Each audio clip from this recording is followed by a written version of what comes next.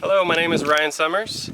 I was a victim of the Border32 fire on August 31st, 2022. When I first heard about it, my mom sent me a text message and notified me there was a fire in the area.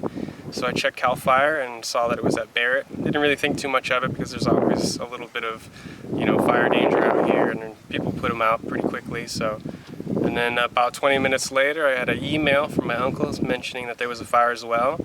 And then about 15 minutes later, he said he was evacuating. So I quickly packed my stuff up and headed out the east, out past Buckman Springs. Where were you when you heard all this? You weren't here. I was in my apartment in City Heights. So I was about an hour and a half away, worst case scenario, because I had to go around the back way. And it was agony driving all the way up here, seeing the big plume of smoke on my right-hand side, on the south side of the 8. But I finally made it out here, and I managed to get through the gate. And as I was rounding the hill and coming into the view of the property, I noticed the entire canyon was on fire. The ridge of Potrero Peak, my uncle's place was fully engulfed. Another trailer that my neighbor owns was fully engulfed.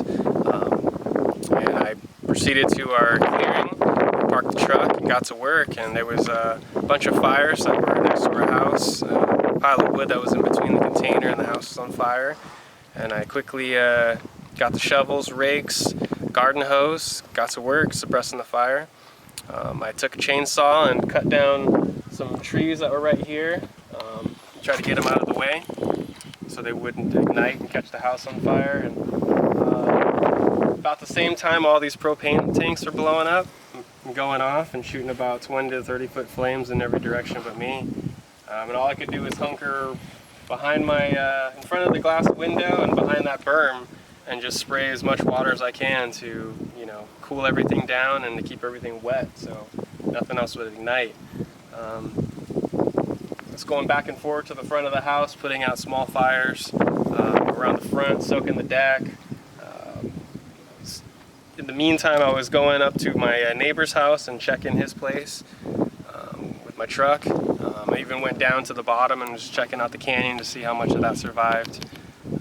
But something was telling me I got to get back up here. It wasn't a good idea to be down in the canyon with still a bunch of fuel down there. So I came up back here and was still fighting the fire.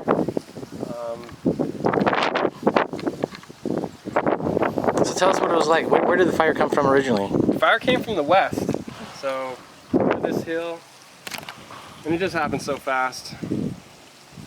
So it came over that hill and headed this way. There's a valley down below. So any recommendations to people in a similar situation? Defensible space, defensible space, defensible space. That's your main goal. 150 feet around your house. Don't keep anything up against the house or anything that could be on fire. Has a chance to be flammable. So when did you first hear from your wife? When I checked my phone the first time, but I was fighting the fire for a while before I get to the phone. So I was kind of in the dark. I wasn't okay, and I couldn't tell anybody that I was okay. So it was just too crazy.